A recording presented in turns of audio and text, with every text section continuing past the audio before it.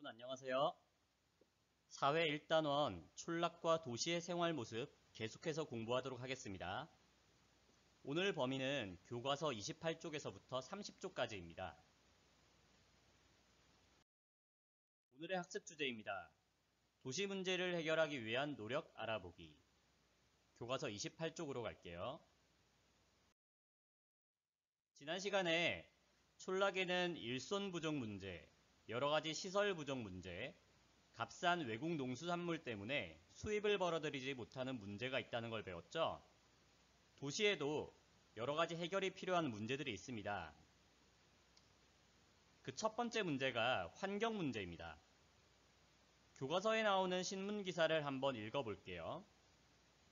땡땡시 쓰레기 대란 위기, 쓰레기 매립장 넘쳐. 땡땡시 쓰레기 매립장에 들어오는 쓰레기는 하루에 수백 톤에 달한다. 현재 들어오는 양으로 볼 때 내년 5월이면 쓰레기 매립장에 더 이상 쓰레기를 묻을 곳이 없게 된다. 그러나 쓰레기 매립장을 새로 만들기도 쉽지 않다. 땡땡시는 비상이 걸렸다. 지역 주민들이 쓰레기 매립장 건설을 반대해 적당한 장소를 찾지 못하고 있기 때문이다. 더욱이 땡땡시의 인구가 해마다 증가하고 있어 이 문제는 더욱 심각해질 것으로 보인다. 쓰레기가 넘쳐나는 문제로 골치를 썩고 있는 도시의 상황이에요. 실제로 많은 도시가 넘쳐나는 쓰레기로 인해 어려움을 겪고 있습니다. 환경 문제에는 비단 쓰레기 문제뿐만 아니라 이렇게 대기오염, 수질오염, 소음 문제 등도 포함됩니다. 우리 1학기 사회 수업 시간에 지역 문제라는 걸 공부했었잖아요. 그때 서울 지역의 대표적인 문제 중 하나로 이 환경 문제를 언급했었어요. 자, 환경 문제 이외에도 도시가 겪고 있는 또 다른 문제는 무엇이 있을까요? 교과서 그림을 보면 차가 너무 막힌다, 범죄 문제로 걱정이다 등의 내용이 나오죠. 좀 더 구체적으로 살펴보겠습니다. 자, 두 번째 도시 문제로 교통 문제를 들 수 있습니다. 이 교통 문제에는 교통체증, 즉 자동차가 막히는 문제죠. 교통사고, 주차 공간 부족 문제 등이 모두 포함됩니다. 여러분들 도시 생활을 하다 보면 도로에서 차가 막히는 현상을 종종 경험했을 거예요.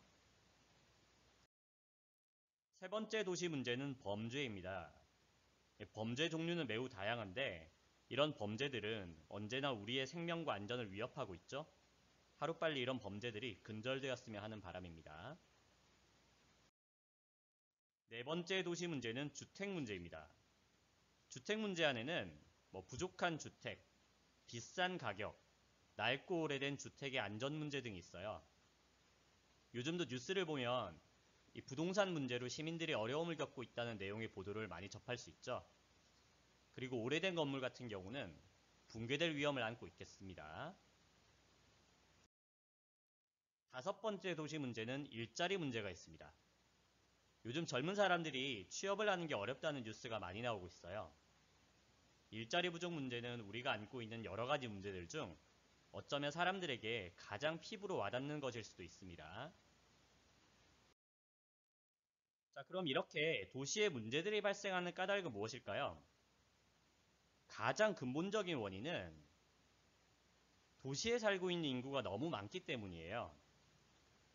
교과서에 그래프가 두 개 나오죠? 왼쪽 그래프는 촌락과 도시의 인구를 비교한 내용입니다. 연두색이 촌락 인구이고 주황색이 도시 인구인데 최근으로 올수록 도시 인구가 압도적으로 많아지고 있죠. 그리고 오른쪽에 동그라미 모양으로 된 그래프에도 도시 인구가 촌락 인구에 비해 훨씬 많다는 걸 알 수 있습니다. 사람이 많이 살기 때문에 여러 가지 문제들도 발생하고 있다는 얘기가 되겠죠. 자, 이렇게 문제들이 발생하면 역시 해결을 해야 하겠죠. 도시 문제를 해결하기 위한 노력들을 한번 살펴보겠습니다. 우선 교과서에 나오듯이 개인이 할 수 있는 노력, 주변 사람들과 함께하는 노력, 공공기관에서 할 수 있는 노력들이 나옵니다. 교과서에는 쓰레기 문제를 해결하는 노력들이 나왔는데 다른 문제들을 해결하기 위한 노력들을 영상으로 한번 살펴보겠습니다. 도시 문제를 해결하기 위한 노력에는 무엇이 있는지 한번 알아볼게요.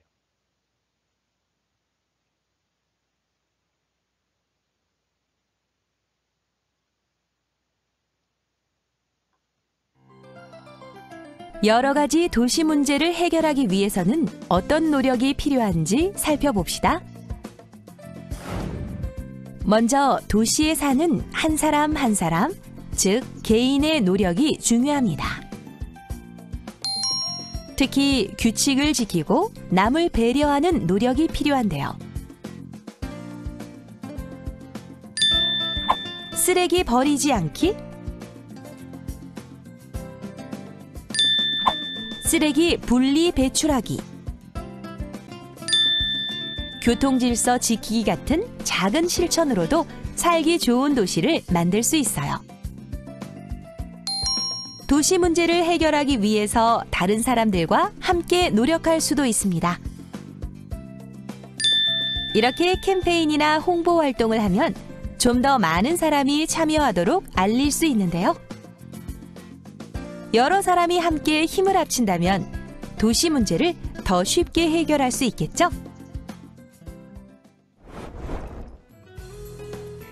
그렇다면 정부와 공공기관에서는 어떤 노력을 할까요? 먼저 도시 문제를 해결하는 데 필요한 시설을 만듭니다. 예를 들어 공공기관에서 만든 쓰레기 분리 배출 시설은 도시의 쓰레기 문제 해결에 큰 도움이 되죠. 또한 문제를 해결하기 위한 법과 제도를 만드는 것도 정부와 공공기관의 몫입니다. 이 자전거는 서울특별시가 만든 따릉이인데요. 도시 곳곳에서 빌릴 수 있는 따릉이는 사람들의 자동차 이용을 줄여 교통 문제 해결에 도움이 되는 제도이죠. 그 밖에 박람회를 개최하는 것도 도시 문제 해결 방법 중 하나입니다. 그중 일자리 박람회는 기업과 일자리를 구하는 사람들이 정보를 주고받으며 일자리 문제에 도움을 얻을 수 있죠. 이 외에도 새로운 기술을 개발하여 도시 문제를 해결할 수 있는데요. 매연이 나오지 않는 무공해 자동차나 오염된 물을 깨끗하게 정화시켜주는 물 재생 시설 등을 개발하면 환경 오염을 막을 수 있지요. 이처럼 개인, 단체, 정부와 공공기관 등 다양한 곳에서 도시 문제 해결을 위해 노력하고 있답니다.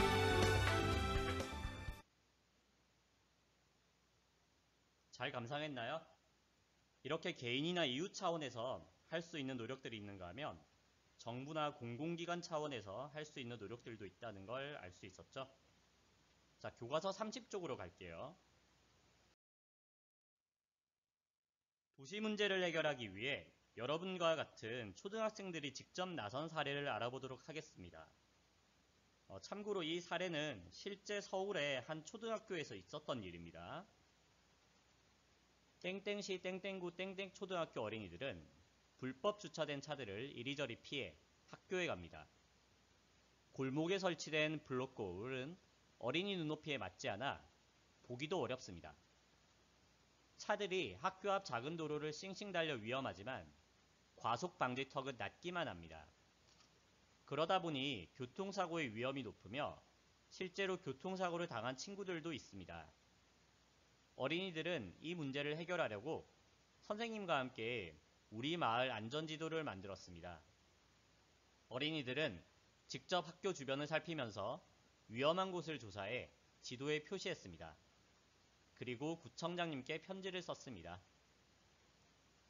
어린이들이 그린 안전지도와 편지를 받아본 구청장님은 직접 이 초등학교에 찾아오셨습니다. 그리고 어린이들과 함께 현장을 돌아보고 어린이들이 안전하게 통학할 수 있도록 해주셨습니다. 자, 초등학교 학생들은 어떤 불편함을 느꼈나요? 네, 교통 문제로 학교 가는 길이 위험했죠. 실제로 교통사고를 당한 친구들도 있다고 했고요. 문제를 해결하고자 어떤 노력을 했죠? 네, 마을 안전 지도를 만들고 구청장님께 편지를 보냈습니다. 이렇게 우리 수준에서 실천 가능한 방법들도 있다는 걸 생각하고 앞으로 우리도 도시 문제 해결을 위해 많은 관심을 가져야겠습니다. 오늘 공부한 내용을 정리하겠습니다. 우선 도시 문제입니다. 도시 문제에는 크게 환경 문제, 교통 문제, 범죄 문제, 주택 문제, 일자리 문제 등이 있습니다. 그리고 이런 도시 문제의 원인은 도시의 너무 많은 인구 때문이라는 걸 잘 알 수 있었죠. 도시 문제를 해결하기 위한 노력들입니다. 개인이나 이웃 차원에서는 규칙을 지키고 남을 배려한다. 다른 사람에게 도시 문제 해결을 위해 함께 노력하자고 제안한다. 이런 노력을 할 수 있습니다. 정부나 공공기관은 도시 문제 해결을 위한 시설, 법, 제도를 만들어야 하겠고 이 이외에도 박람회 개최, 새로운 기술 개발 등의 노력이 있어야 하겠습니다. 자, 다음 시간에는 살기 좋은 촌락과 도시의 모습을 표현해보는 시간을 갖도록 하겠습니다. 모두 수고 많았습니다.